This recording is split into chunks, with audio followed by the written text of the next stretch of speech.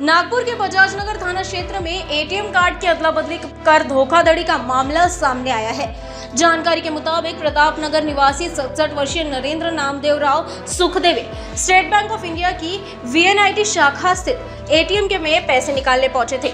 ATM में तकनीकी समस्या आने के कारण वे राशि नहीं निकल पा रहे थे। इसी दौरान एक अज्ञात युवक ने उनकी मदद करने का भरोसा दिलाया। बातचीत के दौरान आरोपी ने चालाकी से बुजुर्ग का पिन नंबर देख लिया और मौका पाकर उनका एटीएम कार्ड बदल दिया। कुछ समय बाद आरोपी ने असली कार्ड का इस्तेमाल करते हुए विभिन्न ट्रांजैक्शन के जरिए खाते से कुल 58,000 रुपए निकाल लिए। खाते से रकम कटने की जानकारी मिलने पर पीड़ित ने बजाजनगर थाने में शिकायत दर्ज कराई। पुलिस ने अज्ञात आरोपी के खिलाफ धोखाधड़ी का मामला दर्ज कर लिया है। फिलहाल सीसीटीवी फुटेज और तकनीकी साक्ष्यों के आधार पर आरोपी की तलाश की जा रही है। एटीएम मधून पैसे काढण्यासाठी काल गेले असता साधारण 12:30 वाजता त्या एटीएम मधून पैसे काढण्यासाठी त्यांना पैसे निघाले नाहीत। त्या ठिकाणी एकाचा इसम तो त्यांना पैसे काढण्याची मदत करण्याच्या नावाने त्यांच्याकडून एटीएम घेऊन पैसे काढण्याचा प्रयत्न केला।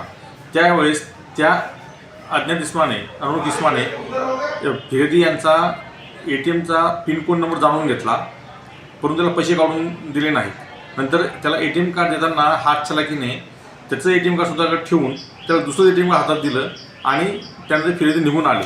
नंतर घरी पोहोचल्यानंतर त्याच्या लक्षात आले की त्यांच्या अकाउंटमधून पैसे विड्रॉ झालेले आहेत। तर त्या सदर अनोळखी इसमाने फिर्यादी यांचा गैरफायदा घेऊन आणि हातचलाकी करून एटीएम कार्ड बदलून त्यांच्या खात्यामधून 8 तारखेला एकूण 40,000 रुपये काढलेले आहेत आणि 9 तारखेला एकूण 8,000 काढलेले असे 58,000 रुपये त्यांनी काढलेले आहेत। त्यानंतर फिर्यादीच्या लक्षात आल्यानंतर फिर्यादींनी बँकेत जाऊन तक्रार देऊन ते अकाउंट स्टॉप केलेलं आहे, क्लोज केलेलं आहे आणि काल फिर्यादीने दिलेल्या तक्रारीवरून आम्ही आमच्याकडे गुन्हा नंबर